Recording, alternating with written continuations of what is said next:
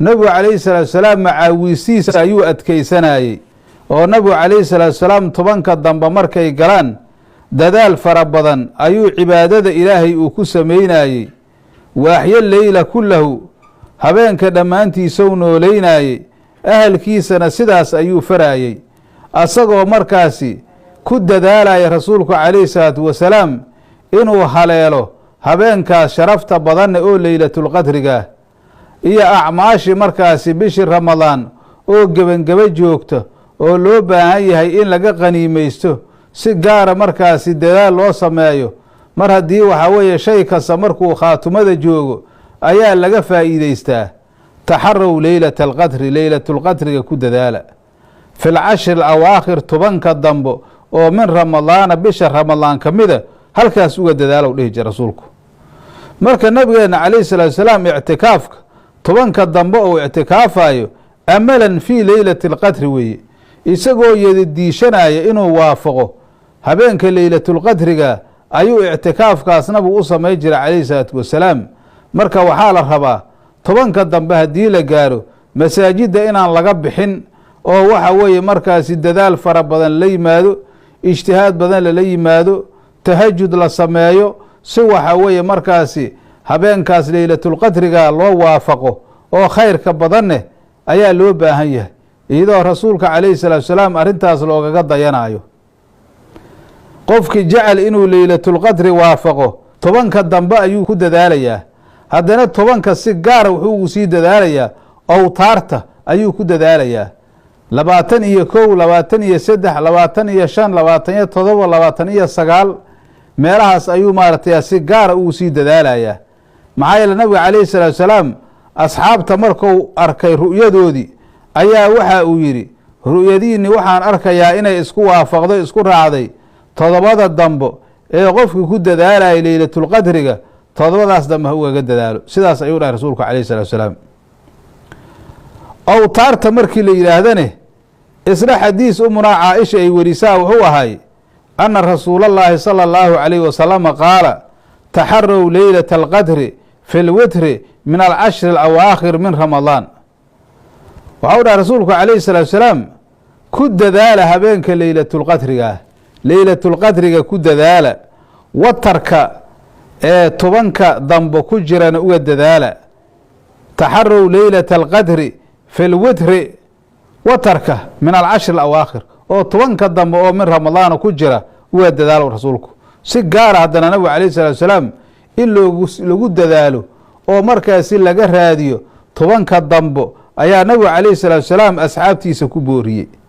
macnaha waxaa weeye tacaradu leylata alqadri leylatulqadriga u banbaxa weeye fii layaaliya alwitri habeenooyinka watarka oo tobanka dambe ku jirta weeye saa horuu sheegnana waxaa weeye 21 23 25 27 29 weeye kabacdi hadda bisha ayadaaba dhammaanaysa marka si gaara waxaan isugu boorinaynaa annagoo ka qaadanayna axaadiista rasuulka calayhi salaatu wasalaam iyo tilmaamaha nabiga calayhi salaatu wasalaam uu ka bixiyey iyo sida asagu u dadaali jiray bishaan tobanka ugu dambaysa ayaanu maaragtay si xoog leh inaanu ugu dadaalno ayaa loo baahan yahay si waxa weeye khayrkaasu marnaba uusan noogaga fakanin xadiiskaas marka waxaa weeye xadiisu saxiixayn waayo bukhaariya muslim maa weriye imaamu tirmidi xataa waa weriyey haddii aan hadda axaadiisaas kuwo lamida aanu soo qaadanoo kale xadiis waxaan soo qaadanaynaa cabdullaahi ibnu cabaas laga wariyey ibnu cabaas wuxuu nabiga ka wariyey rasuulkeenu wuxuu yihi calayhi salaatu wasalaam iltamisuuha fi lcashri alawaakhir min ramadaana leylata alqadri waxau dhaha rasuulku calayhi salaatu wasalaam dalba oo ka raadiya tobanka dambe oo bisha ramadaan ka mida leylatulqadriga ka raadshow dhaha rasuulku calayhi salaatu wasalaam leylatulqadriga halkaas ka raadiya fii taasicatin tabqa fii saabicatin tabqa ayuu dhahay rasuulku calayhi salaatu wasalaam fii khaamisatin tabqa saasuu dhahay rasuulku calayhi salaatu wasalaam waxaad ka raadisiinow dhahay tobanka bisha ramadaan ugu dambeeya leylatulqadriga ka raadiya markaasuu nabigu waxau dhahay fii taasicatin tabqa fii taasicatin tabqa waxaa weeye taasicadu waxa weeye horta lamiirka horey bedel ka tahay waxa weeye markaasi udlubuu fi leylati taasicati min allayaali alakhiirati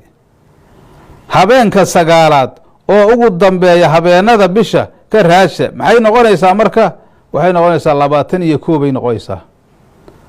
sababtoo 21 waxa weeye markii la yiraahdo bishii markaasi sagaala ka dhiman 21 markii laga xisaabo haddana nabigu calayhi salaatu wasalaam wuxuu dhahay haddana fii khaamisatin tabqa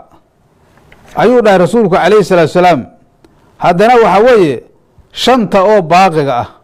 waa markii bisha markaasi 25 ay joogto oo waxa weeye markaasi ay ka dhiman tahay 5 ay ka dhiman tahay taas weeye في تاسعة تبقى في سابعة تبقى أيها كحكتة في سابعة تبقى waxay noqonaysaa 23 markay bishu tahay في خامسة تبقى هو kusii daray rasuulku waa 20 markay tahay waxay marka ishaaraysaa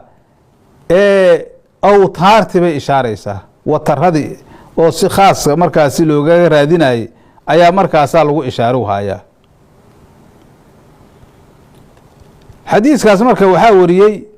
imaamu الbukhaari imaam muslim iyo abu daawuud ayaa wariyey waa xadiis markaa saa saxiixu ah weye haddaan soo qaadana xadiis laga wariyey abi saciidin اlkhudri waxa uu yidhi ina rasuula اllahi salى اllahu عalayhi wasalama اctakafa alcashra alأwala min ramadaana rasuulku calayhi salaatu salaam waxa uu ictikaafay 10 koobaad oo bisha ramadaan ka mid ah ayuu ictikaafay xadiiskan hadda marka abi saciid wuxuu noo cadaynayaa ictikaafka nabiga calayhi salaatu salaam inuusan gooni ku ahaynin bisha 10 ugu dambaysa laakiin nabiga calayhi salaatu wasalaam axwaalihiisa sida markaasi laga arki jiray 10 ugu dambaysa ayaa ictikaafkiisu ku xoog badnaay laakiin waxa weeye qaybahan kalena rasuulku calayhi salaatu wasalaam waa uu ictikaafay maxaa yeele abi saciid waxa uu leeyahay ina rasuula اllahi salى اllahu عalayh wasalama ictakafa alcashra alأwala min ramadaan nabigu calayhi salaatu wasalaam waa ictikaafay 10 koobaad oo bisha ramadaan ka mida ayuu ictikaafay suma ictakafa alcashra alawsada haddana nabigu calayhi salaatu wasalaam wuxuu ictikaafay 10 dhexe ayuu ictikaafay wuxuuna ku ictikaafay fii qubatin turkiyatin qubad oo markaasi ama bangalo qubad oo markaasi masjidka dhexdiisa ku taala oo markaasi turkiya ah oo markaasi bangalooyinka markaasi amba qubadaha waa teendhooyinka yararkaahe oo waxa weeye turki lagu sameeyey calaa sudatihaa xasiirun markaasi waxa weeye afkeeda horene waxaa markaasi daah u ahay dirin oo maaragtay falka ah ayaa daah u ahaaday sidaas ayuu dhahay maaragtay abi saciid calaa sudatihaa xasiirun afkeeda horene meesha laga soo gelaayo weeye waxaa afaafad amase daah ama gandoob u ahay dirin oo markaasi falka ah ayaa markaasaa u ahaaday oo halkaasaa markaasaasaa looga soo gelaayay marka saasoo kale saas ayay ahaaday waa albaabka markaasi laga soo gelaaye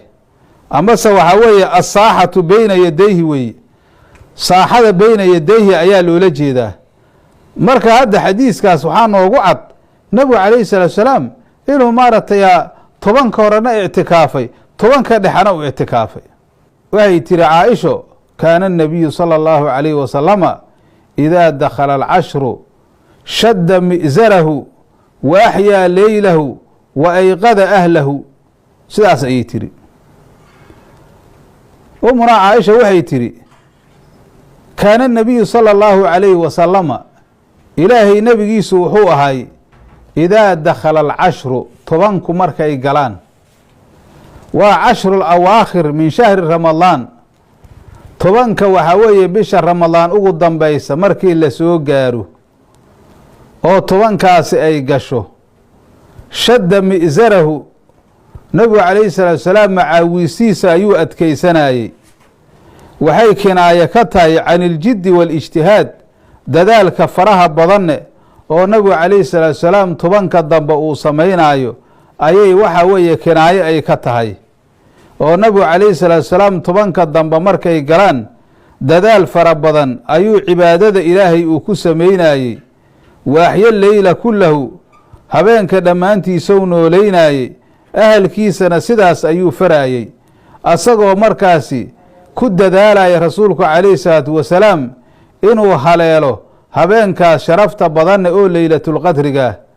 iyo acmaashii markaasi bishii ramadaan oo gebangeba joogta oo loo baahan yahay in laga qaniimaysto si gaara markaasi dadaal loo sameeyo. mar haddii waxaa weeye shay kasta markuu khaatumada joogo ayaa laga faa'iideystaa.